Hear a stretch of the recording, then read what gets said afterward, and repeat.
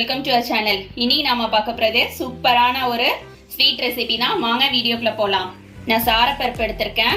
1 litre பாலை 3/4 லிட்டர்லேருந்து 1/2 litre அளவுக்கு நல்லா சுண்ட வச்சிருங்க. சுண்ட வச்ச பால். இது பாதாம் பவுடர் எடுத்திருக்கேன். மார்க்கெட்ல கிடைக்குது. இந்த மாதிரி தான் இருக்கும் பவுடரு. இது பாத்தீங்கன்னா ஒரிஜினலா இருக்கும் பவுடரு. இந்த கம்பெனியோடது நல்லா இருக்கும். சுகர் எடுத்திருக்கேன். காய்ச்சின பாலில் ஏற்கனவே நான் சீனி போட்டு கலந்துட்டு ஃப்ரிட்ஜில் வச்சு எடுத்திருக்கேன். ஃப்ரிட்ஜில் வச்சு எடுக்கும்போது பால் நல்லா சில்லுன்னு இருக்கும். அந்த பாலில் நம்ம எடுத்து வச்சிருக்க பாதாம் பவுடரை சேர்த்துக்கலாம்.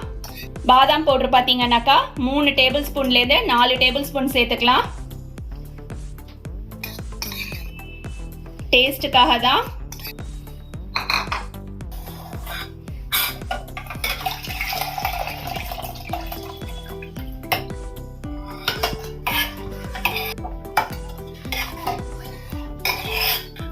பாதாம் பவுடர் சேர்த்ததுக்கு அப்புறமா கட்டி இல்லாம நல்லா கரைச்சு விட்டுக்கோங்க.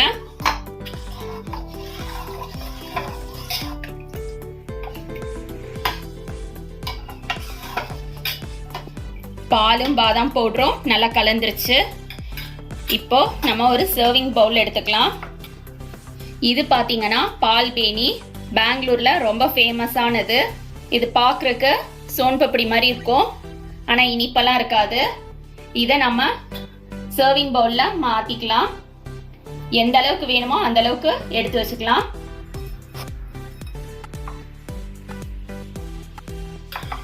இதுக்கு மேல நம்ம ரெடி பண்ணி வச்சிருக்க இந்த பாதாம் பாலை ஆட் பண்ணிக்கலாம். உங்க வீட்டுக்கு யாரு கெஸ்ட் வராங்கன்னா இது மாதிரி ரெடி பண்ணி உடனே கொடுத்துருங்க.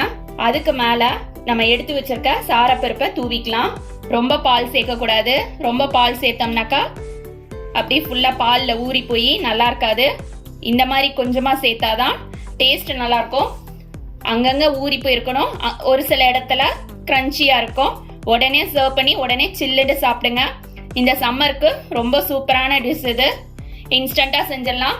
இந்த பால் பேனி எல்லா கடைகள்லையும் கிடைக்கும். ஸ்வீட் கடையிலையும் கிடைக்கும். டிபார்ட்மெண்டல் ஸ்டோர்லையும் கிடைக்கும். வாங்கிட்டு இதே மாதிரி நீங்களும் உங்க வீட்டில் ட்ரை பண்ணி பாருங்க. தேங்க்ஸ் ஃபார் வாட்சிங்.